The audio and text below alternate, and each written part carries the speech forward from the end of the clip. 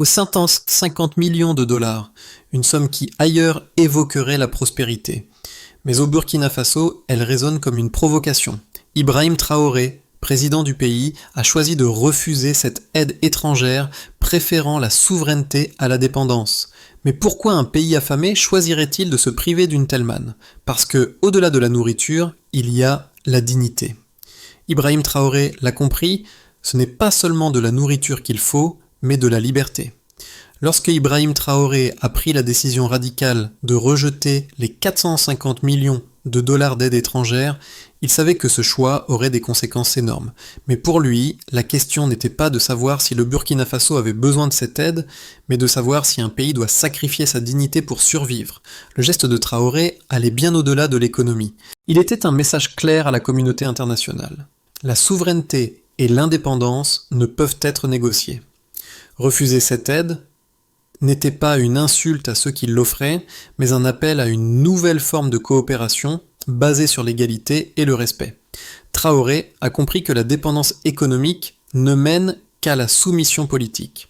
En choisissant de nourrir son peuple avec ses propres ressources, il a tracé une voie qui pourrait non seulement changer le destin du Burkina Faso, mais aussi inspirer d'autres nations africaines à suivre cette voie audacieuse. Mais est-ce que ce choix sera payant ? Ou est-ce que le Burkina Faso se retrouvera isolé face à une crise économique et politique? Ibrahim Traoré a pris une décision qui a secoué l'ordre établi. Refuser 450 millions de dollars d'aide internationale est un acte qui, à première vue, semble insensé, voire suicidaire pour un pays pauvre comme le Burkina Faso. Pourtant, c'est précisément ce geste qui a attiré l'attention du monde entier. En rejetant cette aide, Traoré ne faisait pas seulement un acte économique, mais un acte de rébellion contre un système mondial qui a longtemps maintenu les pays africains dans une dépendance éternelle. Ce refus a été précédé d'une analyse minutieuse des conditions attachées à l'aide, des semences génétiquement modifiées, contrôlées par des multinationales, une dépendance accrue et un contrôle indirect de l'économie nationale. Traoré a vu ce qu'il y avait derrière cette offre. Une promesse de maintien sous tutelle plutôt qu'une réelle aide à l'autosuffisance. Les implications de cette décision allaient bien au-delà de la sphère politique. Le Burkina Faso, sous la direction de Traoré, a choisi de prendre son destin en main, de se nourrir de ses propres semences, de ne plus accepter l'humiliation imposée par des dons étrangers. Ce n'était pas un rejet de la coopération internationale, mais un appel à un partenariat équitable. Au lieu de dépendre des puissances étrangères, le pays a opté pour l'autosuffisance alimentaire, un principe qui allait bouleverser non seulement la politique intérieure, mais aussi la vision internationale du Burkina Faso. Le pays se retrouvait face à un choix radical. Un avenir où la dignité et la souveraineté primeraient sur la facilité d'une aide extérieure. Mais ce n'était pas une décision sans risque. Rejeter 450 millions de dollars, ce n'est pas seulement dire non à un chèque. C'est dire non à des solutions temporaires et accepter une voie semée d'embûches où la résilience locale et les ressources nationales devraient prendre le relais. Traoré savait qu'une telle décision ne serait pas sans conséquences, mais il était convaincu qu'il s'agissait de la seule voie pour garantir un avenir digne et souverain pour le peuple burkinabé. Ibrahim Traoré n'est pas simplement un dirigeant politique, mais un symbole du changement dans un continent trop souvent dépendant des aides extérieures. Son acte de refus vis-à-vis de l'aide alimentaire n'est pas seulement une décision d'État, mais une déclaration de souveraineté. Traoré a mis en lumière une vérité souvent ignorée. L'aide internationale, loin d'être une bénédiction, peut parfois masquer des intentions de domination économique et politique. Ce refus, loin de fragiliser le Burkina Faso, a renforcé la solidarité nationale et un sentiment de fierté parmi les Burkinabés. Mais ce choix n'a pas été pris à la légère. Derrière ce geste, il y avait une volonté de redéfinir le rapport entre les nations africaines et les puissances extérieures. Traoré a rapidement compris que la véritable indépendance ne se limite pas à l'autosuffisance militaire ou politique, mais à l'autosuffisance alimentaire. En rejetant l'aide, il a envoyé un message fort au reste du monde. Les pays africains doivent avoir le droit de choisir leur propre destin, sans la tutelle de puissances étrangères. La décision a d'abord surpris de nombreux observateurs, mais au fil des mois, elle a montré son impact positif. À l'intérieur du pays, les paysans ont commencé à redécouvrir la valeur de leurs terres en réhabilitant des zones comme les zones agricoles et en favorisant l'usage de semences locales. Les coopératives agricoles ont vu le jour et les jeunes, longtemps attirés par l'exil, ont commencé à retourner à la terre. Ce fut un retour à l'essentiel, nourrir son peuple avec ses propres ressources et redéfinir ce que signifie être souverain. Lorsque Ibrahim Traoré a pris la décision de refuser les 450 millions de dollars d'aide alimentaire, il ne savait pas seulement qu'il allait bouleverser la politique interne de son pays, il savait qu'il allait attirer l'attention du monde entier. Mais ce geste, bien que radical, s'inscrivait dans une logique claire. Le Burkina Faso devait sortir de la dépendance aux puissances étrangères. La première conséquence immédiate fut la couverture médiatique internationale. Les journaux et les analystes internationaux ont qualifié cette décision de provocation, certains la voyant comme un coup de desperation. Mais au Burkina Faso, cette décision a été perçue comme un acte de courage et de fierté nationale. Les médias internationaux ont vu dans cette action un symbole de défiance. Cependant, pour le peuple burkinabé, c'était bien plus que cela. C'était une prise de position ferme en faveur de la souveraineté nationale. Le gouvernement de Traoré a rapidement entamé la réhabilitation de terres agricoles, la création de pépinières de semences locales et l'incitation à l'agriculture durable. Les premières mesures concrètes ont été mises en place pour réduire la dépendance du pays à l'aide étrangère. Au cœur du plan de Traoré se trouvait une volonté de renforcer l'agriculture locale en cultivant des semences adaptées aux conditions climatiques spécifiques du Sahel. Les paysans, longtemps dépendants des semences importées, ont commencé à se former à l'utilisation de semences locales, renforçant ainsi la résilience de leurs exploitations agricoles. Les coopératives agricoles, essentielles pour l'auto-organisation des producteurs locaux, ont vu le jour. En moins de 6 mois, plus de 1500 coopératives agricoles ont été créées dans les zones rurales, avec un taux de participation féminine impressionnant. Ces coopératives ont non seulement permis d'améliorer la productivité agricole, mais ont aussi contribué à renforcer le tissu social, en encourageant la solidarité entre les producteurs. Dans le même temps, le gouvernement a mis en place un programme d'incitation fiscale pour encourager la production nationale et réduire les importations alimentaires. En une année, la part des importations alimentaires a chuté de 18%, un chiffre marquant pour un pays aussi dépendant des aides extérieures. Cette réduction des importations a permis de rééquilibrer la balance commerciale du pays et a démontré l'efficacité du modèle de Traoré. Les jeunes, traditionnellement attirés par l'exil, ont commencé à voir l'agriculture comme un secteur d'avenir et de plus en plus d'entre eux ont rejoint les coopératives agricoles. Le retour à une agriculture locale n'a pas été sans défi. Les sécheresses fréquentes dans la région du Sahel sont un obstacle majeur à la réussite de ce modèle. Cependant, le gouvernement de Traoré a mis en place des techniques agricoles adaptées aux conditions locales et les paysans ont appris à cultiver de manière plus durable en utilisant des méthodes adaptées aux sécheresses.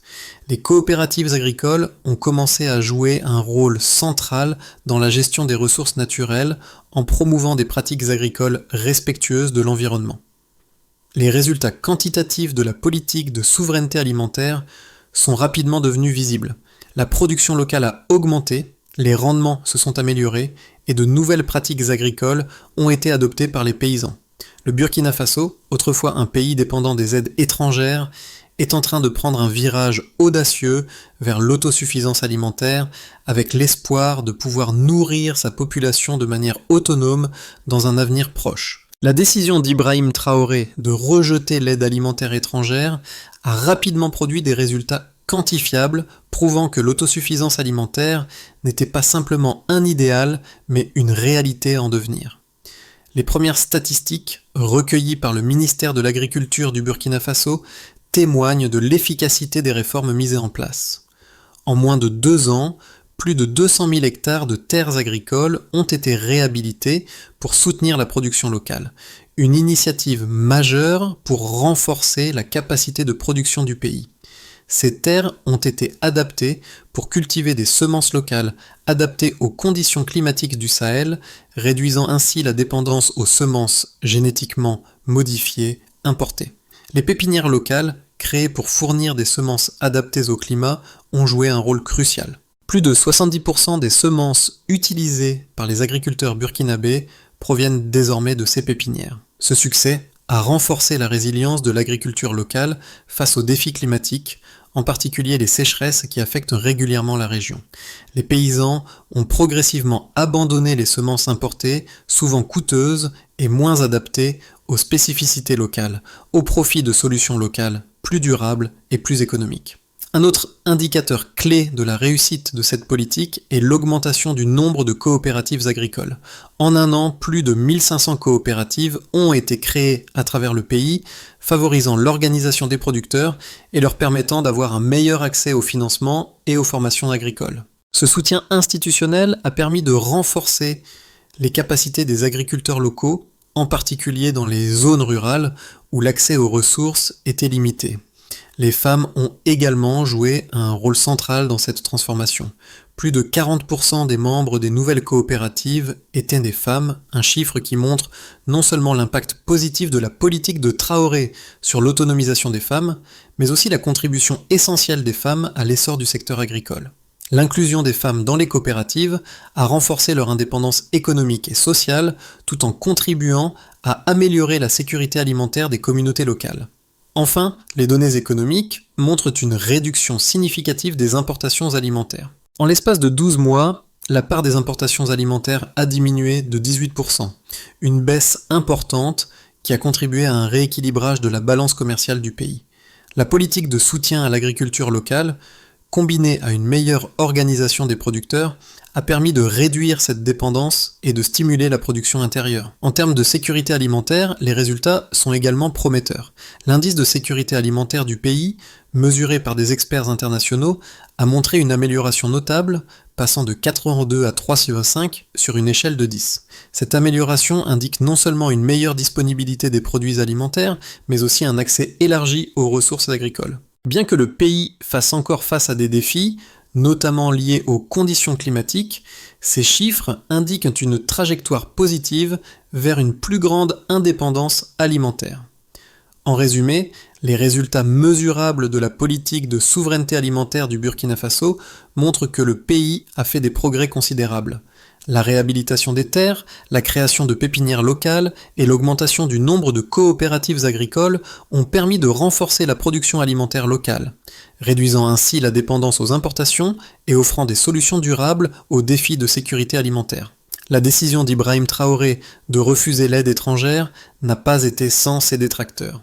De nombreux analystes internationaux ont pointé du doigt les risques économiques associés à une telle démarche, qualifiant ce geste de dangereux pour l'avenir du pays. L'argument principal de ces critiques repose sur l'idée que, sans l'aide alimentaire, le Burkina Faso ne pourrait pas répondre aux besoins alimentaires immédiats de sa population.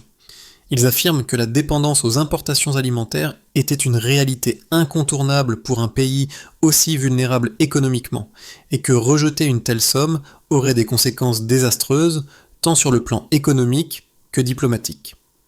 Selon ces critiques, une telle décision risquait d'aggraver la pauvreté et de nuire à la croissance économique du pays, qui dépendait fortement de l'aide extérieure pour soutenir ses infrastructures et ses programmes de développement. Cependant, ces arguments ne tiennent pas compte des réalités locales.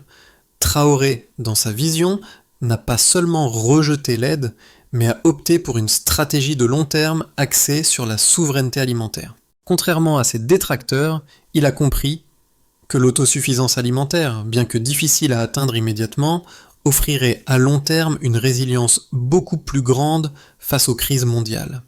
Rejeter l'aide étrangère, loin d'être une erreur, était en fait un appel à l'indépendance durable du pays.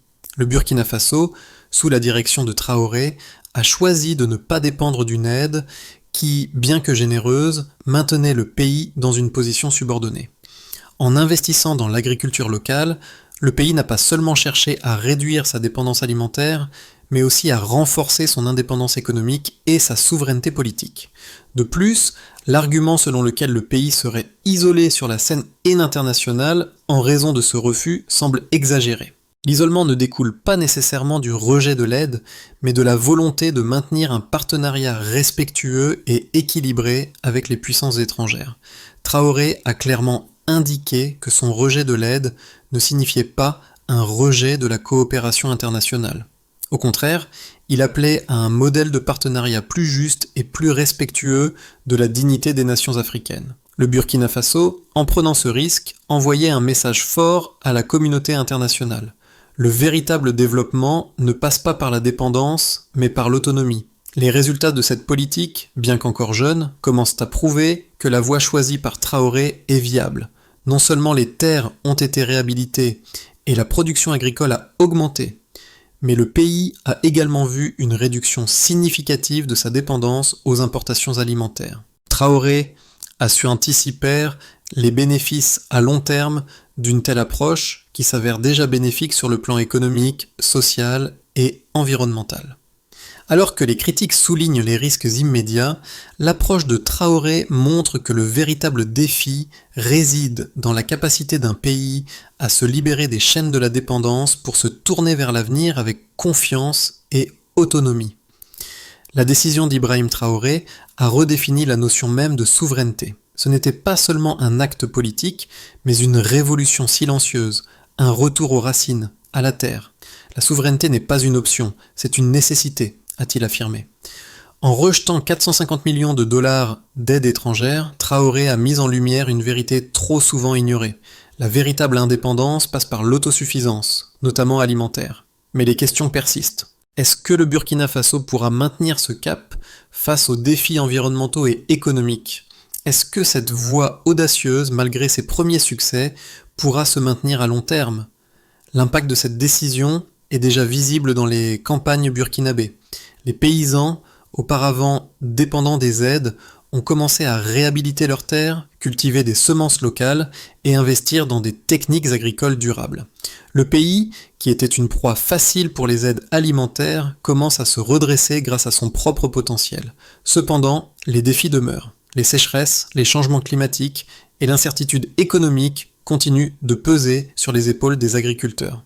Le succès de cette stratégie, encore jeune, dépendra de la capacité du pays à renforcer ses acquis, tout en naviguant dans un environnement mondial de plus en plus incertain. Les premières conséquences de la décision d'Ibrahim Traoré de refuser l'aide étrangère sont désormais visibles. Ce geste audacieux a immédiatement modifié les dynamiques internes du pays, tout en suscitant de nombreuses réactions sur la scène internationale. L'une des premières répercussions visibles est l'amélioration de la production agricole locale. En seulement un an, plus de 200 000 hectares de terres agricoles ont été réhabilités, un résultat impressionnant pour un pays confronté à des défis environnementaux considérables. Ces terres, désormais cultivées avec des semences locales adaptées aux conditions climatiques du Sahel, ont permis d'augmenter les rendements agricoles, réduisant ainsi la dépendance du pays aux importations alimentaires. L'une des données les plus marquantes est la baisse de 18% des importations alimentaires, un chiffre qui démontre l'efficacité du modèle mis en place par le gouvernement burkinabé. Cette réduction des importations a non seulement renforcé la souveraineté alimentaire du pays, mais a également contribué à un rééquilibrage de la balance commerciale qui souffrait auparavant du poids des importations. Les paysans burkinabés, de plus en plus formés et soutenus par des initiatives gouvernementales, ont pris confiance en leur capacité à nourrir le pays avec leurs propres ressources.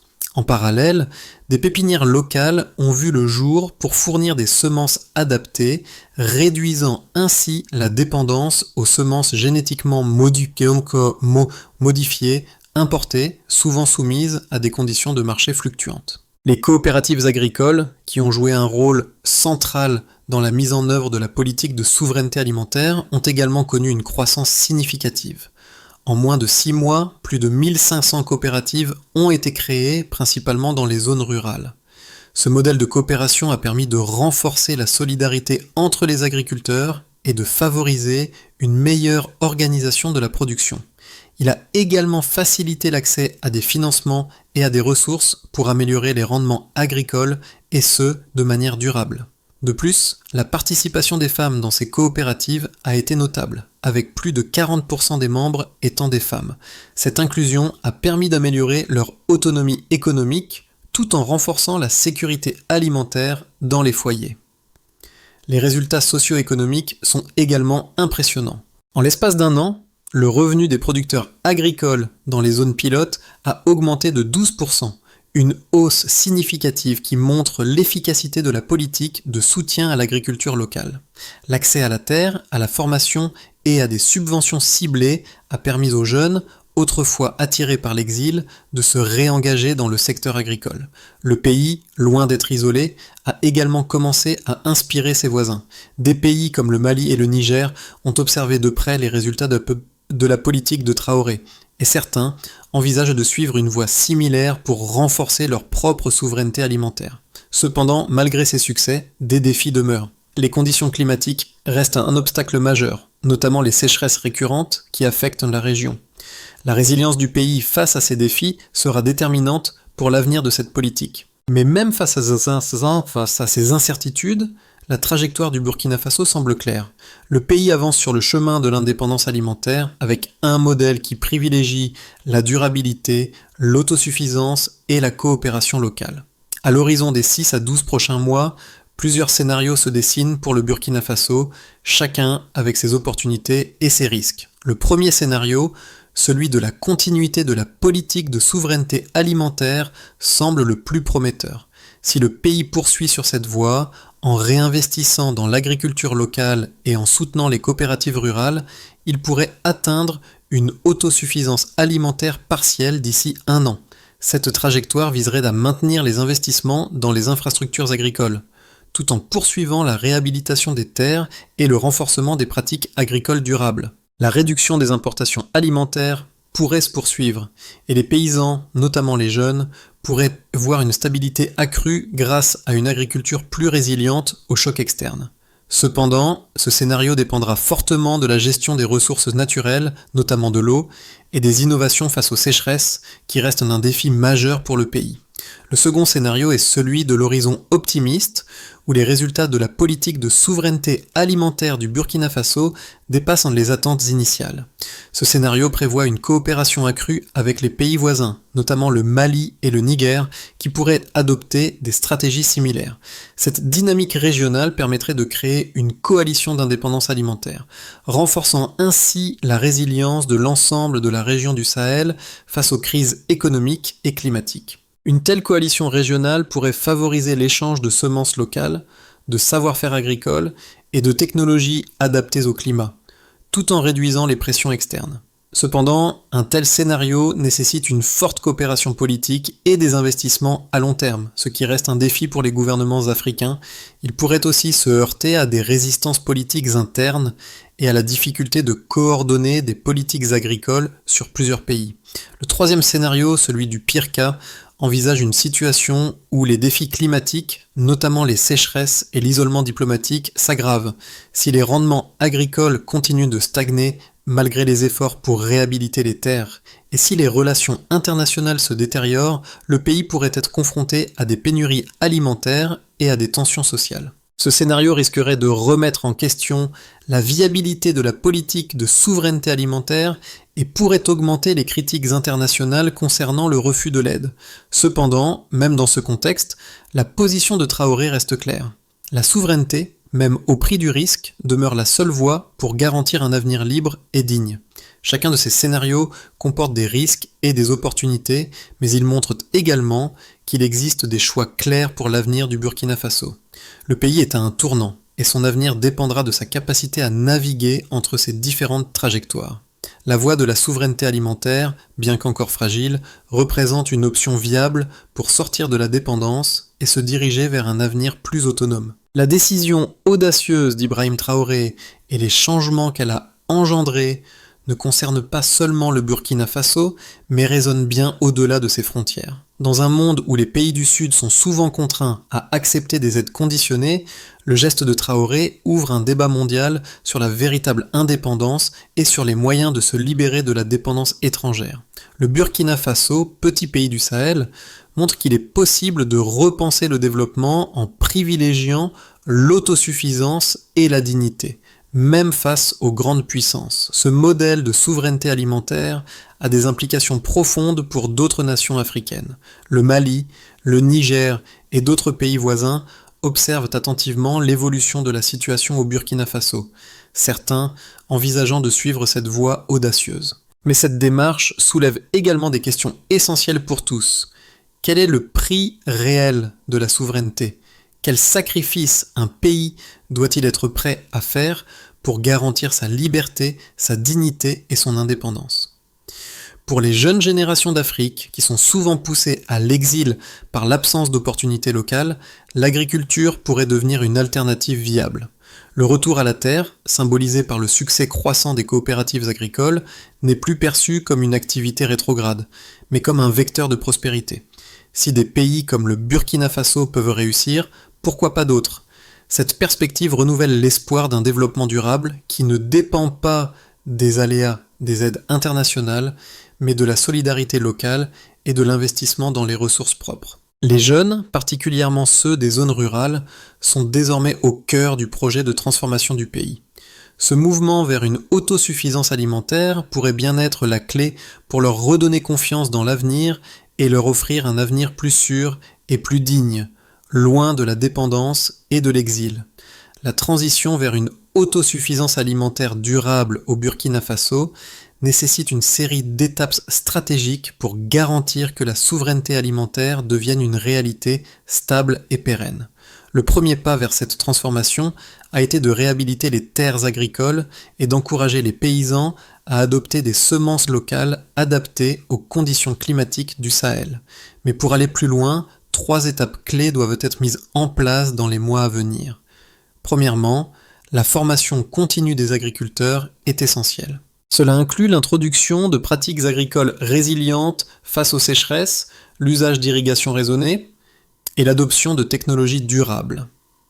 La création de centres de formation agricole dans les zones rurales, ainsi que le renforcement de la recherche locale sur les semences adaptées, permettrait de soutenir les paysans dans cette transition. Deuxièmement, le développement des coopératives agricoles doit être amplifié. Les coopératives ont déjà montré leur efficacité en renforçant la solidarité entre les producteurs et en facilitant l'accès au financement. Il est crucial de fournir un soutien supplémentaire pour les structurer, leur donner une plus grande autonomie financière et améliorer leur accès aux marchés locaux et internationaux. La diversification des productions dans les coopératives permettrait de ne pas dépendre d'un seul type de culture et d'assurer une sécurité alimentaire plus robuste. Troisièmement, l'intégration des jeunes dans l'agriculture est une priorité pour l'avenir du pays. Des programmes ciblant les jeunes, en particulier les femmes, doivent être développés pour encourager leur participation dans les coopératives agricoles, renforcer leurs compétences agricoles et leur offrir des perspectives d'avenir durable. L'agriculture pourrait devenir pour eux une source de revenus viable, réduisant ainsi la pression migratoire et contribuant à la stabilité du pays. Ces étapes, si elles sont mises en œuvre efficacement, permettront au Burkina Faso de renforcer sa souveraineté alimentaire tout en préparant l'avenir de ses générations à venir. Le chemin est semé d'embûches, mais les résultats concrets déjà observés offrent un espoir tangible pour l'avenir.